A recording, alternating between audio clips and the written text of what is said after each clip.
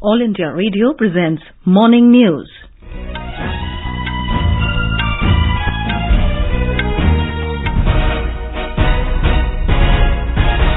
Good morning. I am Sarabjit Kaur.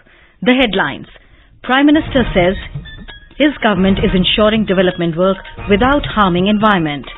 Over 150 prominent citizens, including former judges, bureaucrats, army officers and academicians, write to the President against anti-CAA protesters. World Health Organization says COVID-19 is not as deadly as other coronaviruses, warns against blanket measures over the outbreak. Financial Action Task Force says terrorist groups continue to benefit from funds through illegal activities despite tightening of measures on money flow. And in sports, Asian Wrestling Championship begins in New Delhi today. Prime Minister Narendra Modi has said that his government firmly believes in the path of sustainable development and is ensuring that development happens without harming the environment. Mr. Modi said India is one of the few countries whose actions are compliant with the Paris Agreement goal of keeping rise in temperature to below 2 degrees Celsius. He was addressing the 13th Conference of Parties COP of the Convention on the Conservation of Migratory Species of Wild Animals CMS at Gandhinagar in Gujarat. Prime Minister said India has been championing climate action based on values of conservation, sustainable lifestyle and green development model. This has been reflected in the slogan theme for the CMS COP 13, Migratory Species Connect the Planet and Together We Welcome Them Home, he said. With a view to conserve the birds along the Central Asian Flyway and their habitats, India has prepared a national action plan for conservation of migratory birds along the Central Asian Flyway. India would be happy to facilitate preparations of action plan for other countries in this regard. Prime Minister stressed the need for cooperation in conservation of wildlife as several protected areas in country share common boundaries with other nations. Over 150 prominent citizens, including former judges, bureaucrats, army officers and academicians, wrote to President Ramnath Kovind against Anti-Citizenship Amendment Act CAA protesters. They said that a false and motivated campaign is being launched against the new law, the National Population Register NPR and National Register of Citizens NRC to harm the nation. In a letter, they urged the government to look into the ongoing protests with all seriousness, safeguard the nation's democratic institutions and take stern action against people behind them. The signatories include 11 former judges of different high courts, 24 retired IAS officers, 11 former Indian Foreign Service officers, 16 retired IPS officers and 18 former lieutenant generals. The Supreme Court has said that people have a fundamental right to protest peacefully and lawfully, but blocking public roads is a matter of concern as it might lead to chaotic situation. It stressed that there has to be a balancing factor. The court was hearing pleas yesterday over the roadblocks due to the ongoing protests at Shaheen Bagh in Delhi against the Citizenship Amendment Act CAA. In a significant development that exposes cracks in the ruling Maha Vikas Aghadi government in Maharashtra, the state government is likely to conduct a parallel investigation into the Elgar Parishad Bhima Koregaon case. Speaking to reporters in Mumbai, State Home Minister Anil Deshmukh said his department will seek legal opinion in the matter and try to set up a special investigating team, SIT. Earlier, Nationalist Congress Party spokesperson and State's Minority Affairs Minister Nawab Malik announced that Article 10 of the NIA Act allows formation of a separate committee to conduct a parallel probe into any incident. Now moving on to our series Har Kaam Desh Ke Naam, we take a look at the programs and policies of the government aimed at reaching out to the last mile development and welfare of all. Today we take a look at the Soil Health Card Scheme, which is completing 5 years tomorrow. Launching the scheme in 2015, Prime Minister Narendra Modi had said farmers' produce will be good only if the soil health is intact. Mr. Modi has on numerous occasions stressed on the importance of soil management, saying that a holistic approach should be adopted to increase productivity. अब ये बात सही है कि जनसंख्या बढ़ रही है, जमीन बढ़ने वाली नहीं है, कम होने वाली है। तब सॉइल मैनेजमेंट ये बहुत अहम आवश्यकता है। होलिस्टिक अप्रोच कैसे हो इसके लिए, हमारी प्रोडक्टिविटी कैसे बढ़े। हमारे पास मार्जिनल फार्मर्स 85% है देश में। ऐसी स्थिति में हमारे किसान कम जमीन में भी ज्यादा उत्पादन और उत्पादित चीजें भी सिर्फ खुद के पेट भरने के लिए नहीं, उसकी अपनी इसकी मार्केट वैल्यू ऐसी हो, कि क्वालिटी ऐसी हो ताकि वो अपनी रोजी रोटी कमा सके। Encouraged by the benefits that the farmers are getting through soil health cards, the Telangana state government is making efforts to scale it up by 5 times during the coming financial year. Over 1.10 lakh soil health cards have been distributed to farmers so far in the state. Assistant Director in State Agriculture Department, Sridevi, informed that one village in each block has been covered as a pilot project during the current year. In this way, we will be able to create awareness among the farmers that we are issuing a soil health card specific to that farmer field. And by following the fertilizer recommendations mentioned in that soil card, the farmer would be able to reduce the investment on fertilizer and he would be able to reap good in the harvest. This is All India Radio giving you the news. For quick news updates round the clock, follow us on our Twitter handle at AIR News Alerts. US President Donald Trump will arrive on a 2-day state visit to India on 24th of this month. This will be his first visit to India. He will be accompanied by First Lady Melania Trump. President Trump and the First Lady will attend official engagements in New Delhi and Gujarat and interact with a cross-section of Indian society. US President Donald Trump has said he is looking forward to his first visit to India. Prime Minister Narendra Modi also noted in a tweet that India and the US share a common commitment to democracy and pluralism. More from our correspondent. Prime Minister Modi and President Trump last met on 24th of September last year on the sidelines of the United Nations General Assembly session in New York. This was their 4th meeting since Mr. Modi returned to power for a second term in May last year. Over the past 3 years, both leaders have developed a personal rapport. They met 4 times last year, including their historic joint address before a strong 50,000 crowd of Indian Americans in Houston. During this visit, the two leaders are expected to jointly address a massive public rally at a newly built stadium in Ahmedabad. President Trump will also take part in a roadshow and tour the Sabarmati Ashram. This visit is expected to further bolster the strategic ties and enduring friendship between the people of the two countries. Suparna Sekia, AIR News, Delhi.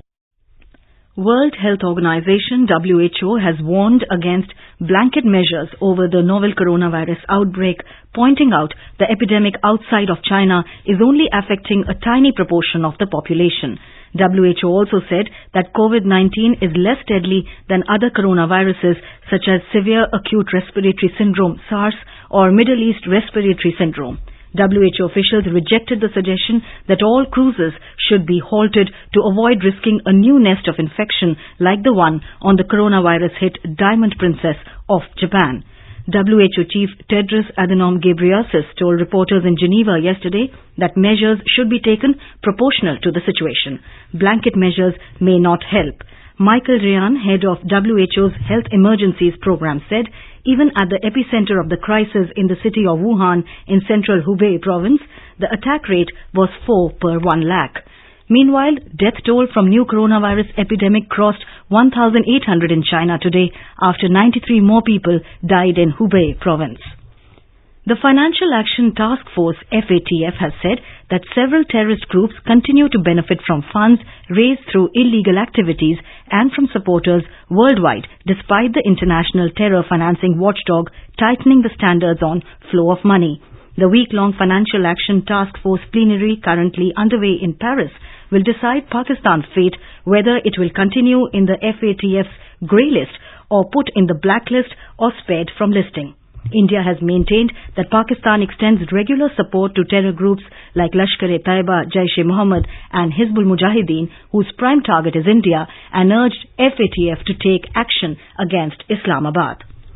External Affairs Minister S. Jaishankar has reached Belgium for talks with leaders of the European Union on the bilateral issues and prepare the ground for Prime Minister Narendra Modi's planned visit for the 15th India-EU Summit in Brussels in March.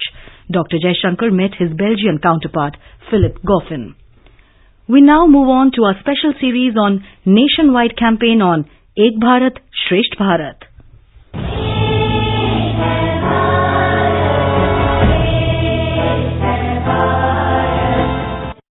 Under the Ek Bharat Shresth Bharat initiative of government, National Integration Camp is being held in Mandya district of Karnataka from today till 22nd February. Our correspondent talked to the head coordinator of Nehru Yuva Kendra, which has organized the camp.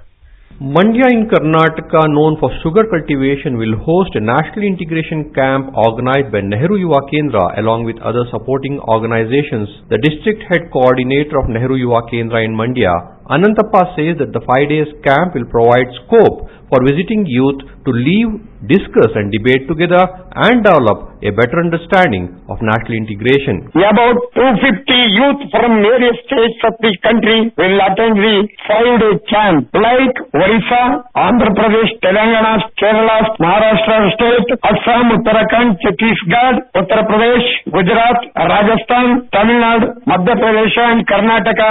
The 5 days camp is designed to exchange fascinating aspects of culture, heritage and traditions among the visiting youngsters from different states to overcome religious and linguistic barriers. Sudhindra, AIR News, Bengaluru.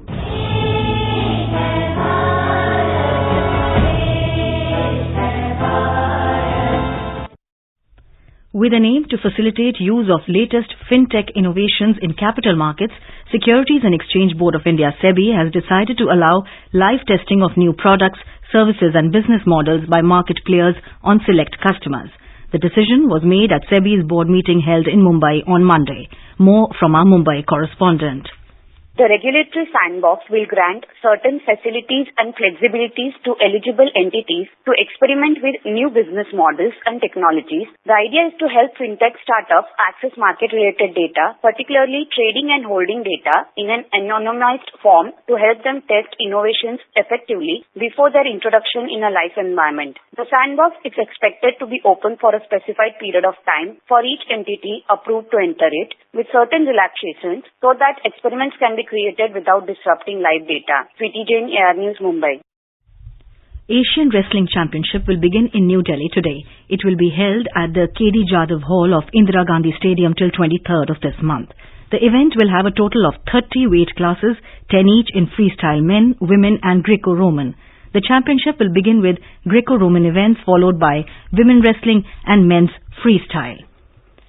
The Aleppo Zoo in Kolkata has announced the arrival of a zebra and 2 lemurs. Zoo director Ashish Samanta said that the zebra foal was named Valentina as she was born on February 14th, the Valentine's Day. With Valentina, who is doing fine, the zoo now has 2 male and female zebras. And now for an overview of today's newspapers, it's over to Anuja Kumar. Thank you, Sarabjit. Most newspapers today carry a picture of beaming women officers in uniform as the Supreme Court on Monday paved the way for women in command positions in the army. Women army officers eligible for permanent commission, the Hindu quotes the Supreme Court.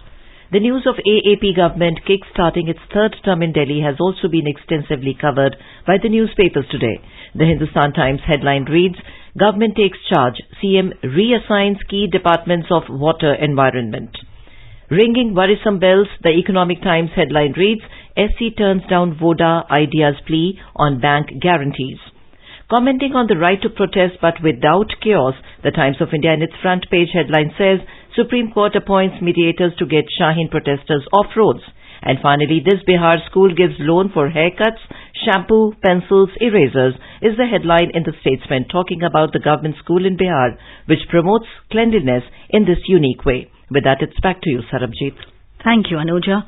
And now, before we end the bulletin, the headlines once again.